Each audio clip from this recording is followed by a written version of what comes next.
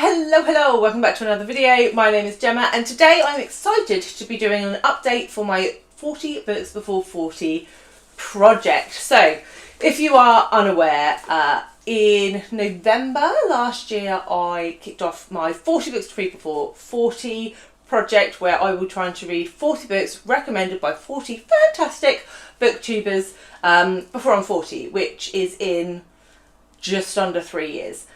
So I am documenting that journey as we go through, and so today I'm reading the fourth book that I'm reading from that I'm reviewing the fourth book that I've read from that list, and I will be doing reviews each month and telling you where they sort of place in the rankings. So this month I am reviewing All My Puny Sorrows by Miriam Toews, which was recommended to me by the fabulous Lindy at Lindy Magpie Reads. If you are unfamiliar with Lindy's channel, you are missing out. She's fantastic. She is a Canadian booktuber, so she reviews a lot of CanLit and Canadian book prizes. She also is a huge advocate and champion for Indigenous literature and children's books, picture books, like literally anything you can imagine Lindy is covering on her channel. Graphic novels. I get so many recommendations from Lindy, and if you are not following her then you really should be. She also has this fantastic aesthetic, particularly in the summer. She sits in her garden, which is award winning. She has these amazing plants and flowers, and it's almost like a jungle of treasures. So it's really fantastic. So yes, go over to Lindy and check her out if you haven't already. Let's talk about the book. So this is my second book by Miriam Toews. I have also read Fight Night by this author. She is Canadian. And in this one we're following two sisters, Yoli and Elf. And they are very different. We start the book following them when they're very young. FYI, no spoilers in this video. We start the book following them when they're quite young and sort of understand their dynamic as sisters. Elf is a very talented pianist, and Yoli sort of looks up to her sister, idolises her in a lot of ways. And we then skip forward quite a few years, 30 odd years, I don't know, and we see that Elf has this perfect life. She is a famous pianist. She has this man that loves her. She's, earning lots of money. She's very good at what she does, but she wants to die. She wants to kill herself. And Yoli is the absolute opposite. She has nothing together. She is sort of 2 divorces down. She's in a dead-end job. She's with a guy that she doesn't love. But she is fighting throughout the book for her sister to live. And we sort of enter these sisters' lives in adulthood with Yoli really trying to heal her sister's soul and try and convince her that life is worth living. And really, I guess the overarching question from this book is Yoli actually being selfish? Is she being selfless or selfish?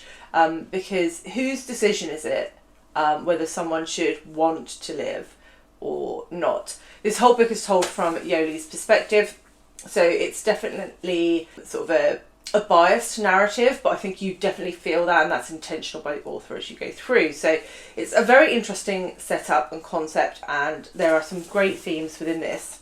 I mean, the key theme of should someone be able to choose to die is, it circulates popular media on a regular basis, right? Euthanasia, is it fair? Is it right? Should it be legalised? I believe it has been legalised in Canada now, but it certainly isn't legal in the UK.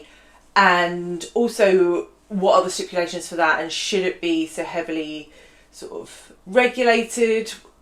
There are risks both sides, right? So what makes a person have the right to choose to die? So it's a very interesting topic, and the discussion around that I thought was really interesting. The other thing that Toews did very well, I think, in this is the portrayal of sisterhood, really.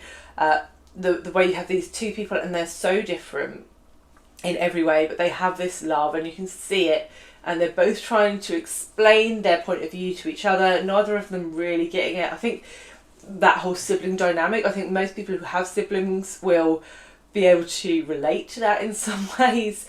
It's, yeah, it was really well done, and I think the dialogue between the two of them was very realistic and very on point, and I think Toews did a great job there. I think the other thing that was really well done in this book was looking at the relentlessness of depression, and also questioning what is happiness, and what are we striving towards, and do we ever get there, and when we do get there, what do you then strive for? If we get there, what do you then strive for? So I think those themes all rolled together was super interesting. They're really interesting to interrogate, and I really liked that aspect of the book. However, really this book is plotless. Given the scope of the book and everything that I've said, it really is a lot of discussions between these two sisters in a hospital bed, and there's not a huge amount of peripheral stuff going on, and this is like the one key driver through the book, and so there isn't a lot of plot at all. And, I am a plot driven reader. Yes, I need character, yes I need themes, I do need all of those things, and those things were here, but plot was missing, and that really let the book down for me. I can sometimes forgive poor characters or lack of message. I find it difficult to forgive lack of plot, because it's just my reading style. So I found that quite difficult. And ultimately, that plotlessness led me to struggle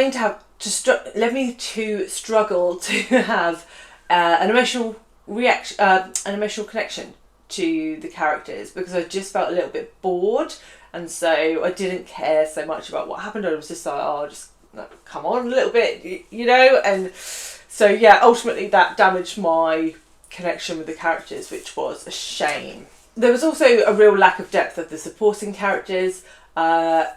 Even the mother of these sisters, I just felt like she wasn't powerful enough, important enough in the narrative. I just felt like she would have a bigger role, and she was very much on the sidelines. All of the supporting characters were weak, the partners, etc. Even to the point where Yoli, who is our main character, I just found her really unbelievable as a mother. She had 2 children, but she came to support Elf and left her teenage daughter at home with her slightly older teenage son for weeks at a time. And I just found that really unlikely that a mother would do that, just up and leave a teenage daughter to get up to whatever for weeks, and be literally an aeroplane ride away, right? It just didn't feel realistic to me. So though the relationship between the 2 sisters I felt was great, I didn't feel like that extended to the other characters, and that was disappointing. So this is very much a book of 2 parts for me, and I gave it 3.5 stars overall, because the themes were very, very strong and the characters were interesting in and of themselves, but it just didn't work for me. I didn't love Fight Night either, so I wonder if it's just that I don't jive with Miriam Toews' writing style. Yeah, but unfortunately it wasn't great. However, I didn't hate it as much as some of the other books that I've read for the 40 Before 40 project, and so this falls quite nicely into slot number 2. 2 out of 4. So I can't imagine it's going to hold its place in second position for very long, or I hope it doesn't.